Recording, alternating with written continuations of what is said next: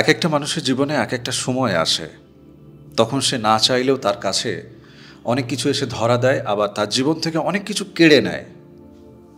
এই যে ধরা দেওয়া আর কেড়ে নেওয়া, এখানে বিভিন্ন ধরনের তার মধ্যে সংযোগ ঘটছে, বিয়োগ ঘটছে।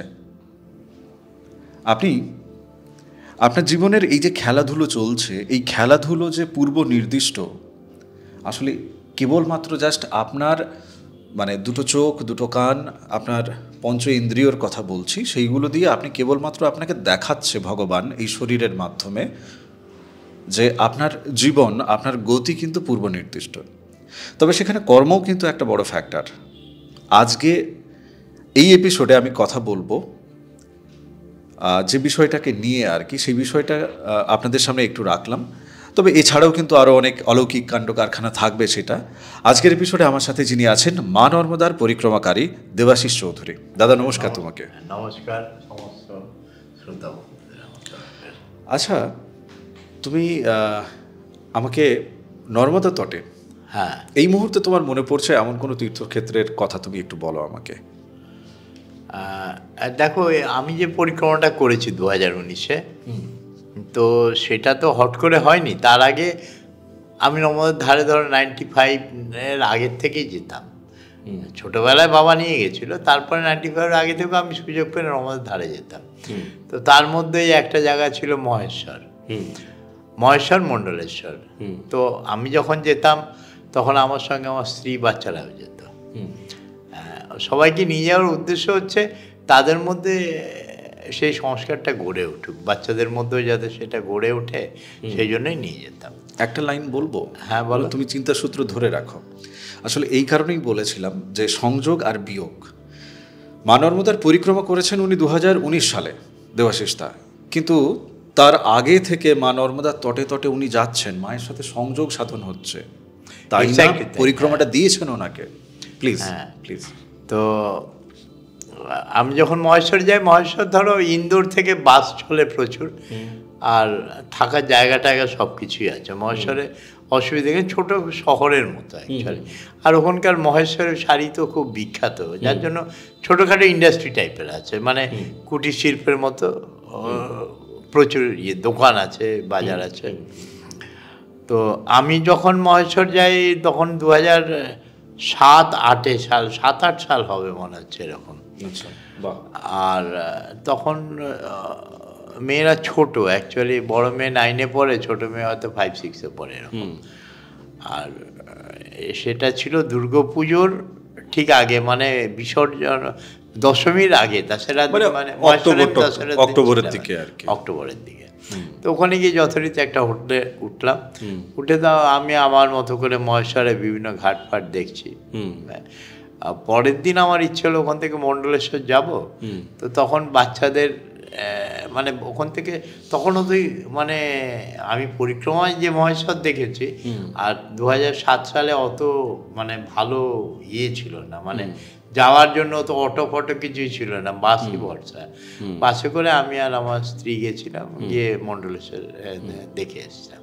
তো এবার যখন আমি পরিক্রমার সময় যাই 2019-এ, হ্যাঁ 2019-এই হবে, শেষের দিকে, মানে ডিসেম্বর মাস হবে। তো তার আগে মহেশ্বর আগে গুলজারি হনুমান মন্দির আছে, গুলজার হনুমান মন্দির। তো ওইখানে রাত্রিবেলা ছিলাম আমি। ওই জায়গাটা বেশ বড়, মানে একটু ছোট শহরের মতো। ওইখান থেকে তোমার মহেশ্বরের হাইওয়ে বেরিয়েছে সামনে থেকে 14 কিলোমিটার 15 কিলোমিটার মতো। এই একটা রাস্তা আছে, অথবা তুমি ওই খালঘাট জলকটি হয়ে মহেশ্বর ঢুকতে পারে নর্মদার ধার দিয়ে গেলে। তো আমি যেই সময় গেছিলাম সেই সময় ওই ঘাটগুলো সমস্ত জলের তলায় ছিল। আমাকে ওখানকার লোকাল লোকেরা বললো, মানে মন্দির থেকেও বললো যে আপনারা হাইওয়ে ধরে চলে যান, কেন ওই দিক দিয়ে গেলে রাস্তা ভালো নেই, আর মানে ডুবে আছে, বাঁধ ফাঁধ হওয়ার জন্য অনেক জায়গায় ডুবে গেছে অ্যাকচুয়ালি। তা আমি আর আমার সঙ্গে একজন মহারাষ্ট্রিয়ান ভদ্রলোক ছিলেন, দুজনে মিলে হাঁটতে হাঁটতে 15 কিলোমিটার পরে মহেশ্বর গিয়ে বিকেলবেলা পৌঁছলাম। বিকেলবেলা পৌঁছানোর পরে ওখানে মৌনী বাবার আশ্রম আছে, আশ্রমে রইলাম। ওখানে সবাই থাকে, মানে যারা ইভেন গাড়িতেও যারা পরিক্রমা করে তাদেরও অনেক ঘরটর আছে, থাকার জায়গা টাকাতে। ওখানে পৌঁছানোর পরে আমার সঙ্গে যে ভদ্রলোক ছিল ও তো বিছানা টিছানা পেতে রেস্ট নেবে, তা আমি বেরিয়ে পড়লাম। বিকেল পৌঁছেছি তো আমি বেরিয়ে পড়ে বিভিন্ন ঘাটফাটগুলো ঘুরে টুরে মন্দির ফন্দির দেখে আবার 7টা নাগাদ আমি ফিরে এলাম। কেন সন্ধেবেলা লোকে ওখানে ওই ছাড়ে, ওই যে কি বলে দ্বীপ জ্বালিয়ে ছাড়ে না নর্মদা নদীতে, তো ওইটা ভীষণ সুন্দর লাগে, ভীষণ সুন্দর। হ্যাঁ, তো ওইগুলো দেখছিলাম। তারপরে ওখানে একটা খুব বড় শিবলিঙ্গ আছে, কাশী বিশ্বনাথ শিবলিঙ্গ, অনেক বড়। ওটা তপোবন নর্মদায় বয়ে পড়েছিলাম, আর আগেও আমার দেখা ছিল, তাও এবারে গেছিলাম, আমার ভালো লাগছিল জায়গাটা, একদম মহেশ্বর ফোর্টের সঙ্গেই। তো তারপরে পরের দিন আমি একাই বেরোলাম ভোরবেলা বেরিয়ে মহেশ্বর ফোর্ট দেখলাম। তারপরে ওই না, ওখানে তোমার ছিল খুব বিখ্যাত রানীগো, যে তোমার নর্মদার ধারে সমস্ত, আমি ভুল বলছি, অহল্যাবাইয়ের ফোর্ট ওটা। আর এই ঘাটটাও তো অহল্যাবাই করেছে, এবং সবচেয়ে মজার ব্যাপার ঘাটে যে অহল্যাবাইয়ের সমাধি মন্দিরটা খুবই সাধারণ, মানে যে ধরো তখনকার দিনে লক্ষ লক্ষ টাকা খরচ করেছে বিভিন্ন তীর্থক্ষেত্রে, সেই মহিলার খুবই সাধারণ তোমার এটা, মানে ওনার যে সমাধিস্থলটা খুব সাধারণ। তারপরে ওখানে ফোর্ট দেখে 2-4টা মন্দির দেখে, আচ্ছা আমাদের যে অষ্টবিনায়ক আছে তার মধ্যে একটা বিনায়ক রয়েছে মহেশ্বরে, তো ওখান থেকে আমি হাঁটতে হাঁটতে সেই বেশ উঁচু নিচু রাস্তা দিয়ে ধরো 2 কিলোমিটার মতো হেঁটে আমি অষ্টবিনায়কের ওখানে পৌঁছলাম। থানার পেছনে যেটা, থানার পেছনে, হ্যাঁ ওইদিকে অনেকটা উঁচুতে উঠতে হয়। আচ্ছা, এখন যদি কেউ গাড়িতে করে যায়, আমি বলি তাদেরকে কিন্তু ওই থানার ভেতর দিয়ে, মানে গেটটা কিন্তু পুরনো আছে, বাট সেখানে পুলিশ স্টেশন লেখা আছে, মনে হবে যে পুলিশ স্টেশনের ভেতরে ঢুকে গেল, কিন্তু না, পুলিশ স্টেশনের ভেতরে এই জায়গাটা, কিন্তু ওখান থেকে পুলিশই মানে কেউ যদি বলে যে আচ্ছা আমি যাবো ওখানে হনুমানজির মন্দিরে যাব, তো পুলিশ নিজেই হয়তো রাস্তায় এগিয়ে দিয়ে আসবে, আরে আসুন আসুন আসুন। হ্যাঁ, না ওটা তো ফোর্টের মধ্যে, অষ্টবিনায়কটা ওই ফোর্টের ভেতরেই, পেছনের দিকটা যেদিকে মা নর্মদাকে দেখা যাচ্ছে না ওদিক থেকে, ওই উঁচু জায়গা থেকে দূরে তুমি পুরো কার্ভ হয়েছে দেখতে পাচ্ছ না, আর ওই সাইডে একটা ব্রিজ আছে, এখন ব্রিজ হয়ে গেছে। আচ্ছা আচ্ছা আচ্ছা, যাই হোক, সরি। তো অষ্টবিনায়কটা পাথরকে খোদাই করে বিনায়কের মূর্তিটা আছে, খুব সুন্দর, দুর্দান্ত। তো ওইসব করে টোরে আমি ধরো ফিরে এসেছি, একাই ফিরে এসেছি, তখন বেলা 1টা-1:30 বাজে, আর সেদিন একাদশী ছিল। আর পরিক্রমাতে একাদশী ব্রত পালন করা না একটা খুব, মানে সবাই করে, অ্যাকচুয়ালি আমিও করেছিলাম। তো যারা একাদশী পালন করে তাদের জন্য আবার আলাদা ফলাহারের ব্যবস্থা থাকে। ফলাহার মিনস ওই সাবু দিয়ে একটু খিচুড়ি টাইপের করে দেয় অ্যাকচুয়ালি। যাই হোক, সেসব মানে ভোজন করে, আর আগের দিন যে আমি হেঁটেছিলাম, যে মহারাষ্ট্রিয়ান ভদ্রলোক ছিল, ও পুরো রাস্তা কথা বলতে বলতে, ও নিজের জীবনের কথা বলতে বলতে এসছে। তো সে আমার মাথা ধরে গেছে, আর ভালো লাগলো না শরীরটা। তো আমি ভাবছিলাম যে কি করে ওর হাত থেকে বাঁচা যায়। তো বলে আমি ভোজনটা হতেই আমি, মানে ধরো আমরা সব তো একই ঘরে ছিলাম, ও আর আমি। তা আমি চুপচাপ ওই ব্যাগটা নিয়ে ওখানকার যে মহান্ত আছে আশ্রমের, মৌনী বাবার আশ্রমে, ওনাকে বললাম যে হাম নিকল যা রাহা, মেরা সাথী जो है वो आने से थोड़ा बता दीजिएगा। ওনাকে বলে তারপর আমি সোজা হাঁটা মণ্ডলেশ্বরের দিকে। তো যখন আমি হাঁটছি সেই সময় আমি যখন ফোর্টে গেছিলাম, ওখানে কিছু বই বিক্রি হয়, অহল্যাবাই লাইফ স্টোরি নিয়ে বই বিক্রি হয়। তো আমার কাছে একজন চেয়েছিল একটা বই, তো আমি একটা বই কিনে নিয়েছিলাম। কিনে নিয়ে ওইখানেই মেন রোডে যখন এলাম, মেন রোডে একটা দোকানে একটা খাম নিলাম দোকান থেকে, বড় খাম, যাতে আমি বাইক পোস্টে পাঠাতে পারি ওটা। আর খামের মুখটা আটকানোর জন্য তো সেলোটেপ দরকার, তো আমি বললাম একটা সেলোটেপও দাও, আমি ওটা লাগাবো। বলে কী করবে? আমি বললাম অহল্যাবাইয়ের লাইফ স্টোরি আছে, তো এটা একজন চেয়েছে, আমি পাঠাবো এটা। তো বললো আচ্ছা ঠিক আছে। বলে একটা বেশ চওড়া 1 ইঞ্চির একটা সেলোটেপও দিয়ে দিল। তা পয়সা দিতে গেলাম, কিছুতেই পয়সা নেবে না। না না, আপনি এটা ভালো কাজের জন্য আমরা পরিক্রমাকারীদের কাছ থেকে জেনারেলি পয়সা নেই না, আর এটা তো আপনি কাউকে পাঠাবেন, এখানকার স্টোরি। মানে ওরা কতটা ভালোবাসে ওই জায়গাকে, মানুষজন ভীষণ। হ্যাঁ, মানে ওরা ভালোবাসে, মানে আমার এই জায়গাটা ডেভেলপ হবে, মানে লোকে জানতে পারবে, তো আমি কেন পয়সা নেবো, এরকম ভাব মানুষের মধ্যে। ওখান থেকে হাঁটতে হাঁটতে ধরো মণ্ডলেশ্বর গিয়ে যখন আমি পৌঁছলাম, তখন বিকেলের দিকে মণ্ডলেশ্বরে পৌঁছলাম।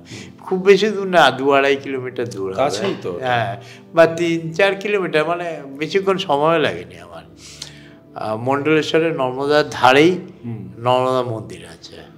আচ্ছা, তুমি তাহলে কি মানে ওই ওপর থেকে মায়ের ধার বরাবর গেছো না বাই রোডে গেছো? বাই রোডে গিয়ে আমি মণ্ডলেশ্বরে ঢুকেছি। তাহলে রোড থেকে ওই সেই একটু ধান মানে ক্ষেতের ভেতর দিয়ে কি আসতে হয়েছে? ক্ষেতের না, ওটা জায়গাটা কিছুটা গ্রাম টাইপের অ্যাকচুয়ালি। হ্যাঁ, ওটা গ্রাম, হ্যাঁ, 2-1টা ছোট ছোট ক্ষেত আছে ওখানে। না, রাস্তা থেকে মণ্ডলেশ্বর যে মন্দির যেটা আর কি, ওই আশ্রমটা, হ্যাঁ, ওই জায়গাটায় তোমাকে তো মানে ওই একটু ক্ষেতের মতো আর কি, চাষবাস হয় এরকম একটা, হ্যাঁ, একটু রাস্তা আছে না? হ্যাঁ হ্যাঁ হ্যাঁ, একটু মাঠের মতো আছে। হ্যাঁ, ওই মন্দিরটা রেনোভেট হয়েছে। আচ্ছা, গোল নলচে বদলে গেছে পুরো আগের। আচ্ছা, তো ওইখানে অনেকগুলো পুরনো মন্দির আছে। মণ্ডলেশ্বরে অনেক মন্দির আছে, এবং বহু পুরনো, চন্দ্রমৌলেশ্বর মহাদেব রয়েছে, আরো অনেকগুলো, মানে আমার এই মুহূর্তে মনে নেই, লিখেছি হয়তো, তোমার বইতে আছে। বইতে আছে, তুমি আমাকে ওই প্রুফ করছিলে, আমি তোমায় বলে দিয়েছিলাম না, বইতে আছে তোমার। তো এইগুলো দেখতে দেখতে মণ্ডলেশ্বরে সন্ধ্যাবেলা পৌঁছেছিলাম। আর মণ্ডলেশ্বর জায়গাটাও খুব সুন্দর, কিন্তু দুর্দান্ত জায়গা পুরো। তো রাত্রিবেলা আমি দেখলাম যে এই 6:30 নাগাদ একজন লোকাল ভদ্রলোক এলেন মন্দিরে। আর মন্দিরে আমি আমার আসন পেতেছিলাম নর্মদা মন্দিরের ঠিক মায়ের মূর্তির সামনেই, বারান্দার উপরে, একাই। আর ওখানে ওই ভদ্রলোক এলেন, এসে উনি রোজই আসেন, এটাই ওনার নেশা অ্যাকচুয়ালি। উনি স্থানীয় ব্যবসায়ী। এসে কজন পরিক্রমাকারী এলো মন্দিরে, নিজে হাতে রান্না বসালো, সবাইকে সবার জন্য খিচুড়ি করলো, খাইয়ে দেয়ে সবাইকে জিজ্ঞেস করলো কার কিছু লাগবে কি না, জিজ্ঞেস করে রাত্রিবেলা উনি সবাইকে খাইয়ে তারপর বাড়ি গেল। কিন্তু তাই বলে আপনি রোজই আসেন? বলে হ্যাঁ, আমি রোজই আসি, এটা করতে আমার খুব ভালো লাগে। আচ্ছা, তারপর দিন ভোরবেলা উঠে ওখানে আরও কিছু তীর্থ দর্শন বাকি ছিল, তো করে টোরে আমি, মানে ব্যাগ ট্যাগ আমার রয়েছে মন্দিরেই, আমি খালি হাতে সব ঘুরে টুরে এসে আসার পরে আমাকে বললো চা জলখাবার খাও। ওই ভদ্রলোক দেখছি বসে আছে, মানে যা কারো ধরো জামা দরকার, কারো জুতো দরকার, সব জোগাড় করে এনে দিচ্ছে। আমার ওই চা আর খাইয়ে আমি তারপরে ওখান থেকে চলে গেলাম গুপ্তেশ্বর মহাদেবে। ওখান থেকে খুব কাছে, হয়তো 1 কিলোমিটার 1.5 কিলোমিটারের মধ্যে গুপ্তেশ্বর মহাদেব। আর গুপ্তেশ্বর মহাদেব এর আগেও আমার দর্শন হয়েছিল, যেমন 2007-এ গেছিলাম। তো এবারে মানে যত দিন যাচ্ছে তত তো ডেভেলপ করে যাচ্ছে না। ওখানে একজন বাঙালি মহাত্মা ওখানে সাধনা করেছেন, ওনার সমাধি মন্দির আছে দেখলাম। তো তুমি মানে তাহলে রাত কাটালে কোথায়? রাতটা আমি কাটালাম মণ্ডলেশ্বরে, নর্মদা মন্দিরে। আচ্ছা আচ্ছা। আর সকালবেলা পরের দিন গেলাম মণ্ডলেশ্বরে। মণ্ডলেশ্বরের উপরে আমার দেখো একটু দুর্বলতাই আছে। কেন মানে ওখানে কি সেরকম কিছু অলৌকিক ঘটনা ঘটেছিল? না, অলৌকিক ঘটনা আমার সঙ্গে কিছু ঘটেনি, কিন্তু তপোভূমি নর্মদায় যে অগস্ত্য গুহার কথা বলা আছে ওটাই গুপ্তেশ্বর মহাদেব। এবং তুমি তো গেছো নিশ্চয়ই গাড়ি করে, তুমি বুঝতে পারবে আগে যেটা পাহাড়, চারদিকে তো পাহাড়, পাহাড় পার হয়ে যেতে হতো। এখন সেই পাহাড়ের ভেতর দিয়ে তো রাস্তা করে দিয়েছে, আর তুমি তো যাচ্ছ রাস্তা দিয়ে, ন্যাচারালি পাহাড়ের যে কষ্টটা ওঠার সেটা ফিল হচ্ছে না। সেটা ফিল হচ্ছে না, ঠিকই সেটা ফিল হচ্ছে না। তো মানে কিন্তু তুমি যদি ভালো করে দেখো বা মন্দিরের পেছনটা দেখো, তাহলে বুঝতে পারবে মন্দিরের পেছনটা এখনো খাড়ির মতো রয়েছে, বিশাল খাড়ি রয়েছে, এবং খাড়ির ওপারে আবার আরেকটা পাহাড় আছে। তো তাতে বোঝা যায় যে সেই সময়কার যে বর্ণনার যে সত্যতা সেটা কিন্তু ভালোভাবে বোঝা যায়। শৈলেন্দ্রবাবু যে কথাগুলো বলেছেন তিনি তার জীবন থেকে উপলব্ধি করে তিনি সেই কথাগুলো বলেছেন তপভূমি নর্মদায়। এবং ধরো যারা পরিক্রমা করছে একবার, মাকে নিয়ে তারা মিথ্যা কথাই, মানে তাদের কিসের দরকার, খেয়ে দিয়ে কি কাজ করেছে, তারা কেন মিথ্যা কথা বলবে? তো নর্মদার তটে তোমার এই মানে মণ্ডলেশ্বরে যখন তুমি রাত্রে থাকছো, তো কোনো সাধুদের সাথে মানে যে তোমার যে দুর্বলতা সেই কারণটাই আসলে আমি জানতে চাইছি। হ্যাঁ, সাধুদের সঙ্গে বলতে আমি বিশেষ কোনো ঢোকার আগে ওখানে খুব প্রাচীন একটা মহাদেব আছে, আমি নামটা এই মুহূর্তে আমার মনে পড়ছে না। হ্যাঁ, খুব প্রাচীন একটা বিল্ডিং, তার ভেতরে মহাদেব। আমি যখন ওখান দিয়ে যাচ্ছি 4-5টা অল্প বয়সী ছেলে বসেছিল ওখানে। তো ওরা আমায়, তার মধ্যে একজনের নাম তপন, আবার ও মাঝে মাঝে ফোন টোন করে এখন।